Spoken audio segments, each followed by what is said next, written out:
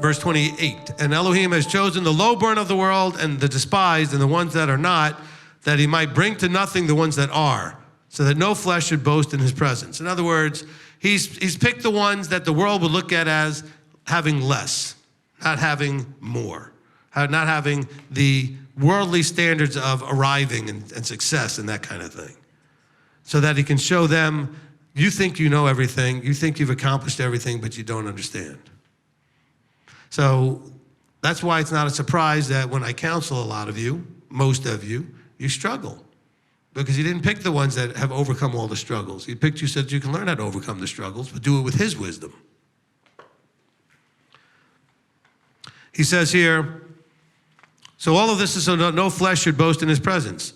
Now, bear in mind, we've talked about this in other places. When he talks about the flesh, he's not just talking about human beings, because we are flesh, right? We're not spirit, we're flesh at the moment. Okay, we have some spirit that fills us, but we're flesh. But the flesh is a term for differentiating between where he is and where we are. The above is, so up there we're referring to the heavenly, the above, or the spiritual. 3 ways we can say the same thing. Down here we call it the earthly, the fleshly, and the below. Okay, so when he says this word about flesh here, and he says, so that no flesh, so no below, so no earthly should boast in his presence.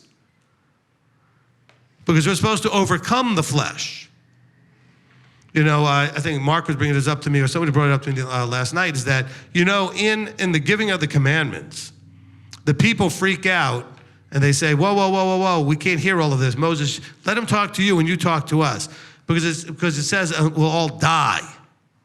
You see, because the word from above kills the flesh. It doesn't kill the human being necessarily, it kills the flesh. And they were still fleshly people, filled with the below and the earthly things and mindsets and approaches. See, when you come into Torah, that flesh has to die or you won't make it. You'll struggle and fight against it.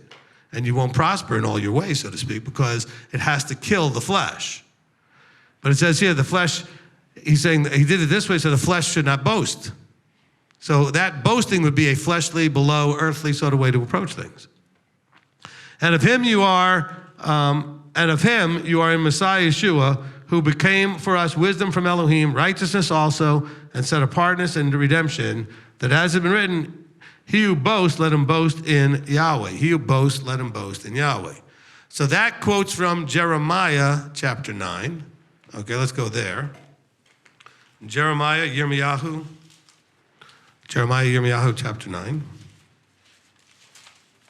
And in verse 23 and 24, just 2 verses here.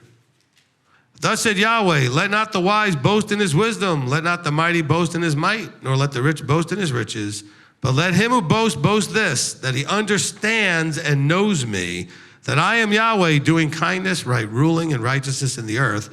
For in these I delight, declares Yahweh. So you see how Paul was using that in 1 Corinthians. Now, 1 Corinthians, he just says, let not those who boast in their wisdom. But the more is this, he says, let them boast in knowing that he is who he is, that you know him correctly. So take that and go back to 1 Corinthians.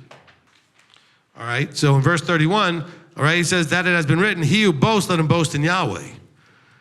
So back in verse 23, it said in Jeremiah, it said, let not the wise boast in his wisdom, let him not boast in his might, nor his riches, but let him boast in this, that he understands and knows me.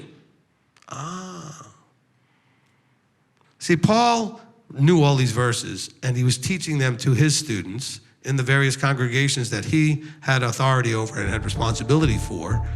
But he always quoted out of the Tanakh, out of the Old Testament, and connected those dots to what was happening in his time. And a lot of it was happening because of this promise of good news, of things that would be happening that were playing out, that Paul was saying, see, these are things that are playing out that were promised way back then.